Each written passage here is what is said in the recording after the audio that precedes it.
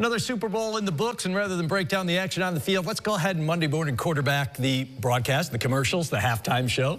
Joining us now, SU professor Dennis Deninger, who, oh, by the way, was a multi-time Emmy award-winning production exec during his 25-year career at ESPN. Dennis, always great to see you. You know we love catching up with you. Thanks for inviting me. It's great to see you, Jeff. All right, let's go quick. What did you think of the actual broadcast itself? It was Fox, but it was Tom Brady's first one as an analyst in the Super Bowl. Tom Brady's appearances throughout the entire day on Fox show that he is meant to play an increasingly significant role in the Fox Sports brand. That's why they're paying him $375 million over 10 years. In the game, he did have more insights to share from meetings with players and coaches during the week that he usually can't attend because of his status as a part owner of the Raiders. Yep. But during the game, he still wasn't telling us enough of the why and how plays worked or they didn't work. For the overall telecast, I'm giving Fox a B, a good effort, but not great. Okay, Tom will work on it, I'm sure. All right, commercials are always a big draw. You know that, even though many are out before game day now. Anything stand out to you? Who won the ad game? Anybody lose it?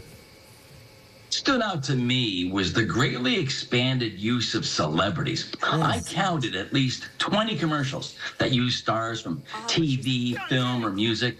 It was as if these advertisers are playing the game of our celebrity can beat your celebrity. Stars do make commercials memorable, but they haven't been shown to be effective in actually selling the product or service that you're advertising. The early leader this year in the USA Today ad meter for the favorite commercial is the spot about the young Clydesdale foal that delivers its first keg of Budweiser. And that ran 1:30, which is a long time to spell out a story, and it's a lot of money for 1:30 in a Super Bowl. Pull at those heartstrings, though, for sure. All right, halftime show. Kendrick Lamar, what'd you think of his performance, and how was he actually selected as the halftime star? Well, the NFL's director of music, who's a young man in his 30s, he's actually guest lectured up here at Newhouse. He works with Jay-Z's Rock Nation and Apple Music, and they identify acts that are going to draw millions of young fans. So it doesn't matter to the NFL what I thought about halftime.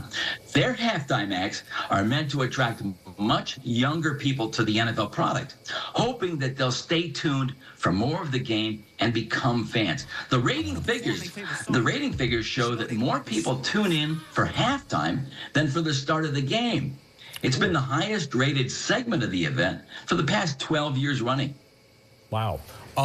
So clearly we know the NFL definitely has a vision for just about everything. There's nothing that they take lightly there.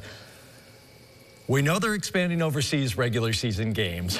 I know you have some thoughts about a potential Super Bowl in the future overseas. Is that possible? Could we actually take it out of the U.S.?